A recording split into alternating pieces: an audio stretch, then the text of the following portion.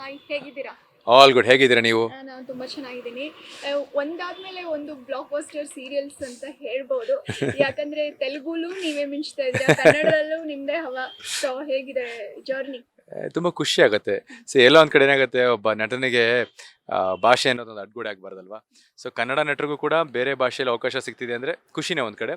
ಆಮೇಲೆ ಆ ಸೀರಿಯಲ್ಗಳು ಚೆನ್ನಾಗಿ ಓಡಿ ಒಳ್ಳೊಳ್ಳೆ TRP ಸಿಗ್ತಿದೆ ಅಂದರೆ ಅದು ಇನ್ನೂ ಖುಷಿ. ಸಿನಿಮಾ ಆಗಲಿ ಸೀರಿಯಲ್ ಆಗಲಿ ಏನಾಗುತ್ತೆ, at end of the day ಜನ ಬಂದಿಲ್ಲ ಸಿನಿಮಾಗೆ ಅಥವಾ ಜನ ಸೀರಿಯಲ್ನ ನೋಡಿಲ್ಲ ಅಂದರೆ ಓಡಲ್ಲ. ಸೊ ಒಂದು ಸೀರಿಯಲ್ ಹಿಟ್ ಆಗೋದಕ್ಕೂ ಜನನೇ ಕಾರಣ, ಸಿನಿಮಾ ಹಿಟ್ ಆಗೋದಕ್ಕೂ ಜನನೇ ಕಾರಣ. ಇವತ್ತು ನಾನು ಈ ಪೊಸಿಷನಲ್ಲಿ ನಿಂತ್ಕೊಳ್ಳೋದಕ್ಕೂ ಜನನೇ ಕಾರಣ. And I'm very happy because at end of the day ಖುಷಿ ಆಗುತ್ತೆ.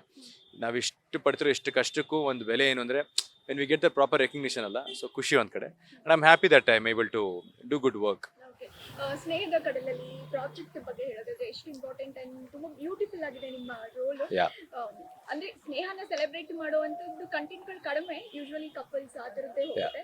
ಸೊ ಇದ್ರ ಬಗ್ಗೆ ಹೇಳಿ. ಅಂದರೆ ಏನಾಗುತ್ತೆ, ಎಲ್ಲ ಸಂಬಂಧಕ್ಕೂ ಬುನಾದಿ ಬಂದು ಸ್ನೇಹನೇ.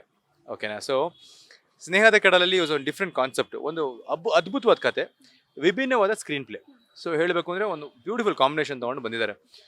Star Suvarna at the end of the day they want to bring out something out of the box, ಒಂದು ಕತೆ ಜನಕ್ಕೆ ಕೊಡಬೇಕು ಅಂತ. ಜನ ಎಂಟರ್ಟೈನ್ಮೆಂಟ್ ಕೊಡೋ ಲೆಕ್ಕದಲ್ಲಿ ನೋಡಿದ್ರೆ let us do something that is more ಒಂಥರ ಅಪ್ರಿಷಿಯೇಟೆಡ್ ಬೈ ಆಡಿಯನ್ಸ್ ಅಂತವರು.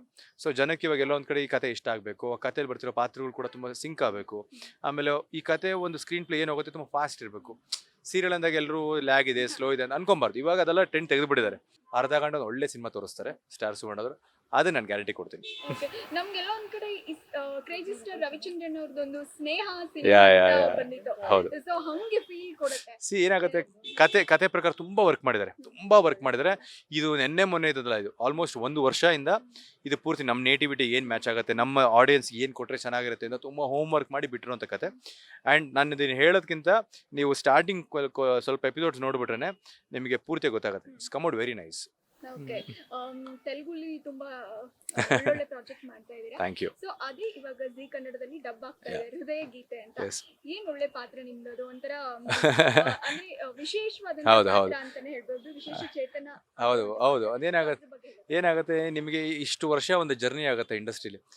ಆ ಜರ್ನಿ ಆದ್ಮೇಲೆ ಏನಾಗುತ್ತೆ, ಒಂದು ವಿಭಿನ್ನವಾದ ಪಾತ್ರ ಮಾಡಬೇಕು ಆಸೆ ಬರುತ್ತೆ ನಿಮಗೆ. ಅಂದರೆ ಒಂದು ಆಲ್ ಟುಗೆದರ್ ಒಂದು ಡಿಫ್ರೆಂಟ್ ಆಗಿರೋ ಕ್ಯಾರೆಕ್ಟರ್ ಮಾಡಬೇಕು ಅಂತ ಆಸೆ. ಆಮೇಲೆ ಈಗ ಸ್ವಾತಿ ಮುತ್ತು ಆಗ್ಬೋದು ಅಥವಾ ನಮ್ಮ ಸುದೀಪ್ ಸರ್ ಆಗ್ಬೋದು, ಸುಮಾರು ಜನಗಳು ಈ ಥರ ಒಂದು ಕ್ಯಾರೆಕ್ಟರ್ಗಳು ಮಾಡಿದಾಗ ಅಫ್ಕೋರ್ಸ್ ಆ ಕ್ಯಾರೆಕ್ಟರ್ ಅವ್ರಿಗೆ ತುಂಬ ರೆಕಗ್ನಿಷನ್ ತಂದುಕೊಡುತ್ತೆ.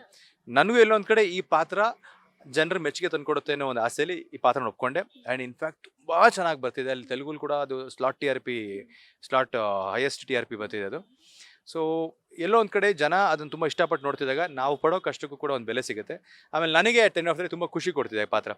ಒಂದು 12 ವರ್ಷದ ಮಗುವಿನ ಮೈಂಡ್ ಸೆಟ್ ಇರುವಂಥ ಒಬ್ಬ ವ್ಯಕ್ತಿ, ದೊಡ್ಡವನಾಗಿ ಅವನ ವಯಸ್ಸಾಗಿದ್ರು ಕೂಡ ಅವ್ನಿಗೆ ಆ ಮನಸ್ಥಿತಿ ಇರುವಂಥ ವ್ಯಕ್ತಿ ಪಾತ್ರ ಮಾಡೋದು ಸ್ವಲ್ಪ ಕಷ್ಟ ಆಯ್ತು. ಇನಿಷಿಯಲಿ ಚಾಲೆಂಜಸ್ ಇತ್ತು, ಬಟ್ ತುಂಬ ಅದನ್ನು ನೋಡಿದೆ. ಅದೇ ಹೇಳ್ತಾರಲ್ಲ, ಅದನ್ನು ನಾನು ಸಾಕಷ್ಟು do a lot of home work, ಬೇರೆಯವ್ರನ್ನ ನೋಡಿ ಅಬ್ಸರ್ವ್ ಮಾಡಿ ಯಾವ ಥರ ರಿಯಾಕ್ಟ್ ಮಾಡಬೇಕು, ಯಾವ ಥರ ಇದನ್ನು ಮಾಡ್ಬೋದು. ಆಮೇಲೆ ಜನಕ್ಕೆ ಎಲ್ಲೊಂದು ಕಡೆ ಸಿಂಪತಿ ಆಗಬಾರ್ದು, ಜನಕ್ಕೆ ಒಂದು ಕಡೆ ಆ ಪಾತ್ರದ ಮೇಲೆ ಪ್ರೀತಿ ಬರಬೇಕು. ಸೊ ಅದು ಕೂಡ ತುಂಬ ಚೆನ್ನಾಗಿ ಬಂದಿದೆ ಸೀರಿಯಲ್. ಈ ಕನ್ನಡದಲ್ಲಿ ಡಬ್ಬ ಹಾಕಿರೋದು ಖುಷಿ. ಏನಾಗಿ ನಮ್ಮ ಭಾಷೆಯಲ್ಲಿ ಬಂದಾಗ ಅದ್ರ ಒಂಥರ ಕನ್ನಡದ ನಟರೆ, ಆಮೇಲೆ ನಮ್ಗೆ ಇಲ್ಲಿ ಬಂದಾಗ ಒಂಥರ ಖುಷಿನೇ ಬೇರೆ. ಸೊ ನನಗೆ ಎಲ್ಲೋ ಒಂದು ಕಡೆ yes, I am happy that this project is getting dubbed in Kannada. ಆ ಒಂದು ಏನು ವಿಶೇಷವಾದಂತ ಪಾತ್ರ ಇತ್ತಲ್ಲ, ಅದಕ್ಕೆ ಮಗಳ ಮ್ಯಾನರಿಸಮ್ ನೋಡಿ ಆ್ಯಕ್ಚುಲಿ ಕೆಲವೊಂದು ಅವಳು ನೋಡಿ ಕಲ್ತಿದ್ದೀನಿ. ಈಗ ನಿಜವಾಗ್ಲೂ ಒಂದು ಸ್ಟಾರ್ಟಿಂಗ್ ಒಂದು 3 ತಿಂಗಳು 4 ತಿಂಗಳಂತೂ ಯಾವ್ಯಾವ ಮಕ್ಕಳು ಆ ಏಜ್ ಗ್ರೂಪಲ್ಲಿ ಇರ್ತಾರೆ ಅವ್ರನ್ನೆಲ್ಲ ನೋಡೋದು, ಹೇಗೆ ರಿಯಾಕ್ಟ್ ಮಾಡ್ತಾರೆ, ಹೇಗೆ ಬಿಹೇವ್ ಮಾಡ್ತಾರೆ, ಅವ್ರ ಫೇಶಿಯಲ್ ಎಕ್ಸ್ಪ್ರೆಷನ್ ಏನು. ಆಮೇಲೆ ಮಗು ಥರ ಅವನಿಗೆ ಮನಸ್ಥಿತಿ ಇರುತ್ತೆ. ಆ ಮಗು ಥರ ಮನಸ್ಥಿತಿ ಇದ್ದಾಗ ಎಲ್ಲೋ ಒಂದು ಕಡೆ ಸ್ವಲ್ಪ ಅವನಿಗೆ ಮೆಂಟಲಿ ಕೂಡ ಸ್ವಲ್ಪ ಚಾಲೆಂಜ್ ಇದ್ದಾನೆ ಅವನ ಪಾತ್ರದಲ್ಲಿ. ಸೊ ಅದು ಕೂಡ ಅದು ಹೆಂಗೆ ತರ್ಬೋದು ಕ್ಯೂಟಾಗಿ ಅಂತ ಏನೇನೋ ಸ್ವಲ್ಪ ಹೋಮ್ ವರ್ಕ್ ಮಾಡಿ, ಲಕ್ಕಿಲಿ ವಾಟ್ ಎವರ್ ಐ ಡಿಡ್ ಸ್ವಲ್ಪ ಮಟ್ಟಿಗೆ ಒಂದು ವರ್ಕೌಟ್ ಆಗಿದೆ. ಅದನ್ನು ಅಫ್ಕೋರ್ಸ್ ಈಗ ಇನ್ನೂ ತುಂಬ ಚೆನ್ನಾಗಿ ತೊಗೊಂಡೋಗಿದ್ದಾರೆ ಕಥೆಯಲ್ಲಿ. ಸೊ ಇವಾಗ ಇಲ್ಲಿ ಸ್ಟಾರ್ಟ್ ಮಾಡಿರೋ ಕಾರಣಕ್ಕೆ ಐ ಥಿಂಕ್ ಐಮ್ ಶೋರ್ ಇಲ್ಲಿ ಹೋಗ್ತಾ ಜನಕ್ಕೂ ತುಂಬ ಇಷ್ಟ ಆಗುತ್ತೆ ಇಲ್ಲಿಂದ. ಓಕೆ, ಮಗಳ ಬಗ್ಗೆ ಹೇಳೋದಾದ್ರೆ ಮೊನ್ನೆ ತೆಲುಗು ಒಂದು ರಿಯಾಲಿಟಿ ಶೋಲಿ ಅಕ್ಷರ ಅಭ್ಯಾಸ ಎಲ್ಲ ಮಾಡಿಸಿದ್ರಿ, ವೈಫ್ ಕೂಡ ಮೇಡಮ್ ಕೂಡ ಬಂದಿದ್ರು.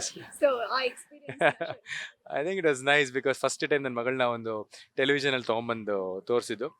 ಸೊ ನನಗೆ was quite skeptical, but then okay ಸರಿ ಡಿಸೈಡ್ ಮಾಡ್ಕೊಂಡು ಕರ್ಕೊಂಬಂದೆ ಅಲ್ಲಿ ಶೋಗೆ. ತುಂಬ ಚೆನ್ನಾಗಿ ನಡೆಸ್ಕೊಟ್ರು ಆ ಶೋನು ಕೂಡ. ಕನ್ನಡದಲ್ಲಿ ಅಕ್ಷರಾಭ್ಯಾಸ ಮಾಡಿಸಿದ್ವಿ ಅಲ್ಲಿ. ಸೊ ಆಮೇಲೆ ಅಲ್ಲಿಯವರು ಚೆನ್ನಾಗಿ ಅದನ್ನು ಅಪ್ರಿಷಿಯೇಟ್ ಮಾಡ್ತಾರೆ ಅದನ್ನು. ಸೊ ಕನ್ನಡದಲ್ಲಿ ಮಾಡಿಸಿದ್ರೆ ಯಾಕೆ ಅಂತ ಯಾರು ಕೇಳಲಿಲ್ಲ, ತುಂಬ ಅವ್ರು ಖುಷಿ ಬಿದ್ದರು. ಆಮೇಲೆ ಏನಾಗುತ್ತೆ, ಪ್ರಪಂಚದಲ್ಲಿ ಒಳ್ಳೆತನ ಇದೆ, ಒಳ್ಳೆಯವರು ಇದ್ದಾರೆ.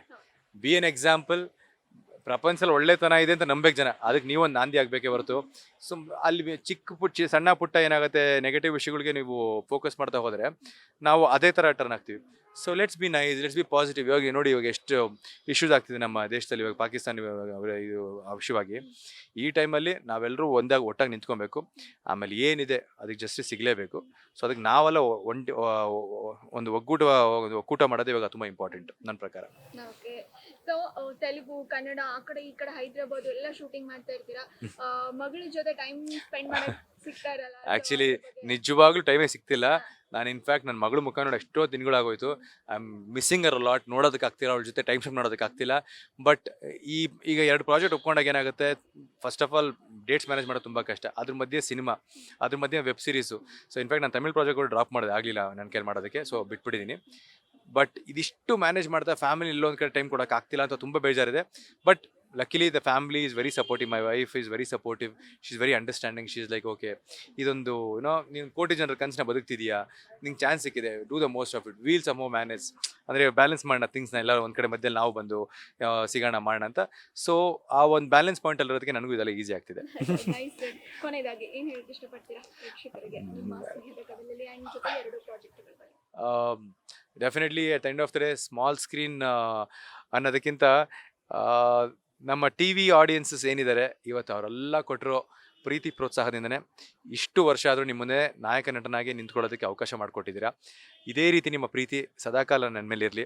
ಹೊಸ ಪ್ರಾಜೆಕ್ಟ್ ಮೇಲೆ ಹರಿಸಿ ಹಾರೈಸಿ. ಈ ಸೀರಿಯಲ್ನ ಡೆಫಿನೆಟ್ಲಿ ನಿಮ್ಗೆಲ್ರಿಗೂ ಇಷ್ಟ ಆಗುತ್ತೆ ಅಂತ ಅಂದ್ಕೊಂಡಿದ್ದೀನಿ. ಪ್ಲೀಸ್ ನೋಡಿ, ಒಂದು ವಿಭಿನ್ನವಾದ ಕತೆ, ಅದ್ಭುತವಾದ ಸ್ಕ್ರೀನ್ ಪ್ಲೇ ತೊಗೊಂಡು ನಿಮ್ಮ ಮುಂದೆ ಬರ್ತಾ ಇದ್ದೀವಿ ಸ್ನೇಹದ ಕಡಲಲ್ಲಿ.